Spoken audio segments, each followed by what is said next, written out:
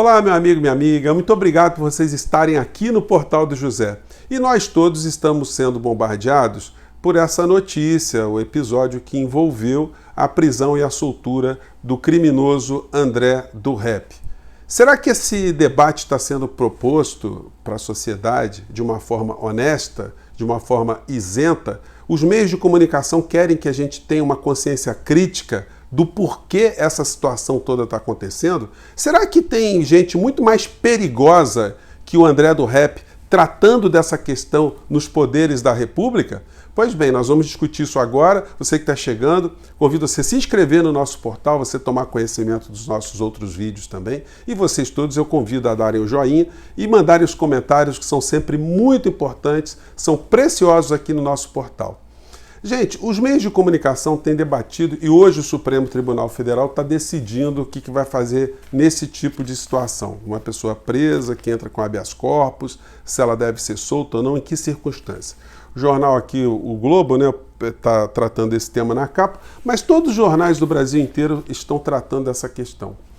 Os meios de comunicação, eles são isentos, eles vão fundo na questão, ou nós estamos lidando ali com uma cortina de fumaça, com hipócritas que fazem da cobertura jornalística uma forma de esconder as verdadeiras causas dos problemas? Porque a gente é levado a ficar debatendo as situações secundárias e terciárias. Nunca a gente é convidado a ir até a raiz do problema, porque se você chegar à raiz do problema, você toca em dinheiro. Eu vou chegar lá e você vai me dar razão ao final, com certeza.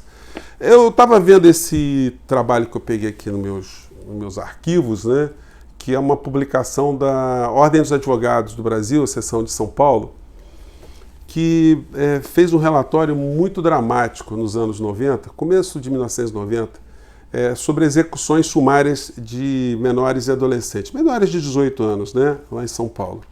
E os relatórios aqui, os relatos e as informações, elas são muito tristes, né?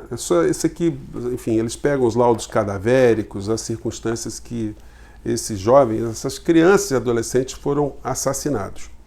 Muitos apontados ali como pessoas que reagiram, resistiram à ação da polícia. E o texto de abertura é elaborado pelo ex-presidente da OAB, José Roberto Batóquio, isso em 1992. Ele nos advertia ali como essa questão da violência é utilizada de maneira torpe, uma maneira vil, para angariar votos, sempre com um discurso fácil e sempre sem atacar a raiz do problema. Antes da gente chegar ao caso específico, eu quero perguntar para vocês algumas questões. Uma criança no berçário, ela já nasce inclinada a ser uma criminosa? Uma criança no berçário, ela é racista? Ela tem uma noção de pátria? Ela pode ser xenófoba? Ela pode discriminar uma pessoa de outra raça, de outra nação? Bom, você já sabe da resposta e essa questão não foi indagada somente por mim com vocês aqui no nosso papo de hoje. Se a gente pegar aqui um pensador francês, o Rousseau, ele escreveu um livro em 1762 chamado Emílio ou a Educação. Nesse livro, o Rousseau ele mostra para a gente isso que eu comentei com vocês, que toda criança nasce absolutamente pura. Você não pode olhar para uma criança no berçário e dizer, olha, essa aqui vai ser o André do Rap, traficante, perigoso no futuro. As coisas não funcionam assim. Toda criança que nasce num lar, que nasce com algum tipo de estrutura, uma educação, carinho, afeto, essa criança vai delinquir. Por quê? Por que um ser humano vai chegar para esse lado? O Rousseau, nesse livro, ele nos mostra que a educação, quando ela chega do 0 até os 5 anos, ela tem que tratar apenas dos aspectos lúdicos, de você desenvolver na criança a humanidade. Você desenvolver a felicidade, o companheirismo, a solidariedade, o respeito pela outra criança, desenvolver o afeto, o amor à natureza, aos bichos, enfim. Você preparar essa criança para uma situação emocional para que, a partir daí, ela comece a receber os ensinamentos formais. chegando até os 12 anos, a partir dos 12 anos até os 15 anos recebendo informações mais técnicas e a partir dos 15 anos recebendo ou estando disponível, né, a escolher seus próprios caminhos de uma forma consciente, de uma forma mais estruturada. As sociedades que adotaram esse sistema são sociedades que hoje resolveram seus problemas de violência, ou pelo menos da macroviolência. Sociedades como a Nova Zelândia, se a gente pegar um país capitalista, se você pegar a Suécia, a Noruega, que são países que são capitalistas, mas investem muito no social, são países que erradicaram problemas de violência no seu cotidiano. Você não vai ver bala perdida em Zurique, gangue em Vancouver, briga de traficantes e polícias com arma de fogo, você não vai ver isso, porque essas sociedades atacaram o problema na raiz. E o Brasil ataca o problema na raiz? Não. E não ataca de forma deliberada, porque para atacar o problema na raiz você precisa investir em educação de forma maciça. E quando é que o Brasil vivenciou um período de investimento em educação maciça, como esses países fazem, como o Japão faz? E se a gente for pegar um exemplo do Japão que investe em educação em tempo integral e pegar de um país pobre como Cuba, vocês vão ter o mesmo denominador comum. Vocês vão ter um grau de violência absolutamente baixo nessas sociedades, porque você desenvolveu aspectos de comportamento ou de respeito social, de respeito a valores muito aprofundados nessas sociedades. Para dar um exemplo para vocês, para mostrar que a questão não está exatamente no modelo econômico, mas no modelo educacional que esses países ou que as sociedades podem desenvolver para melhorarem ou para simplesmente acabarem com o surgimento dos seus Andrés dos raps, ou do rap. No Brasil, onde 60 mil pessoas em média são mortas por ano com armas de fogo, isso sem falar na margem cinzenta da criminalidade, que são os crimes que não são noticiados, não são registrados, não são investigados, que dão um número muito maior do que esses que oficialmente chegam a todos nós todos os dias. E aí, como o José Roberto Batóquio dizia nesse trabalho aqui, que tem 28 anos, né, gente? E os problemas vão se repetindo, o discurso raso, ele se presta sempre a oportunistas, a vigaristas, a lacaios que fazem um discurso fácil que o problema se resolve na bala, né? Ou resolve a bala. E aí a gente vai tendo cada vez mais esse assunto sendo jogado para debaixo do tapete. O Supremo Tribunal Federal, portanto, ele é responsável? Sim, ele também é responsável. E ele é responsável porque ele não toca nessa questão na sua nascente, no seu âmago lá atrás.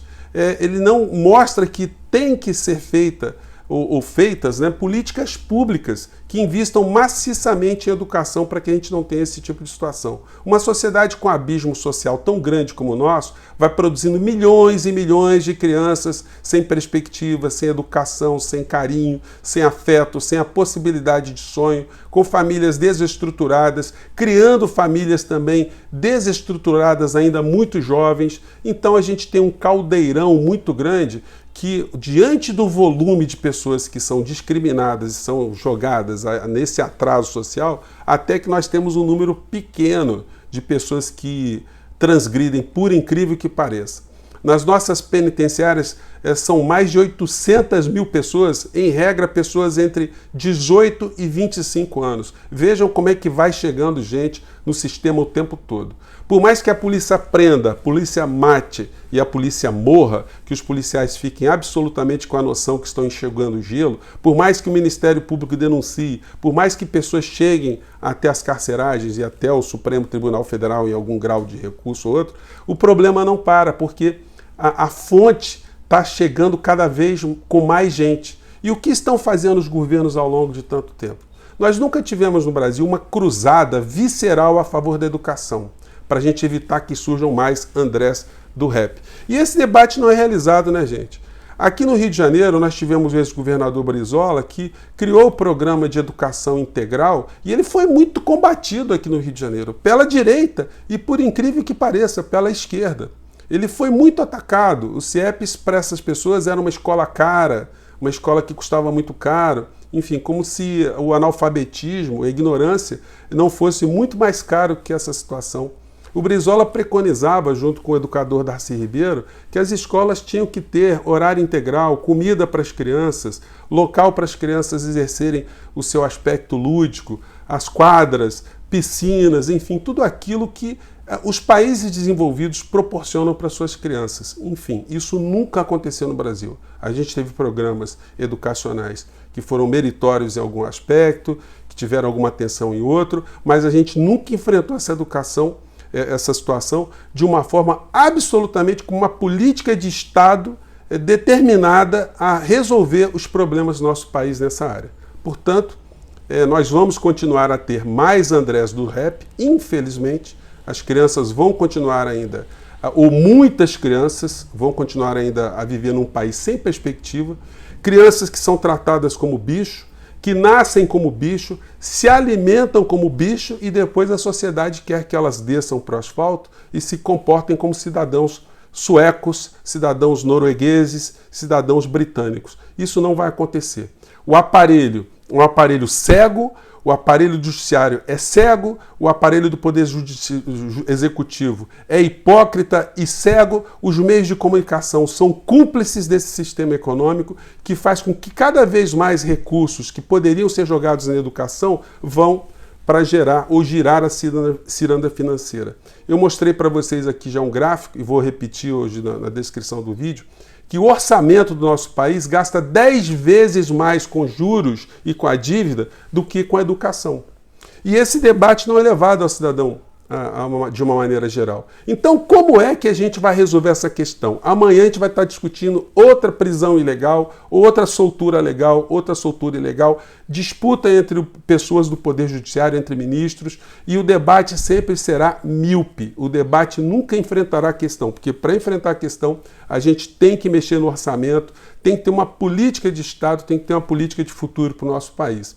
Eu fico muito chateado quando eu vejo tanta gente gastando energia em debates infrutíferos, em debates hipócritas, em debates criminosos conduzidos por pessoas idem, pessoas que sabem que o problema é esse, mas elas são cúmplices, elas retroalimentam o sistema para que vocês, de uma maneira geral, a sociedade, nós não recebamos informações que nos façam ter esse tipo de percepção, para escolher governantes no futuro que coloquem a educação como uma prioridade para a gente resolver num prazo médio, um prazo longo, esse abismo social no nosso país, né? Então, gente, espero ter jogado algumas questões aí para reflexão. Até o nosso próximo encontro. Um grande abraço, até lá, tchau!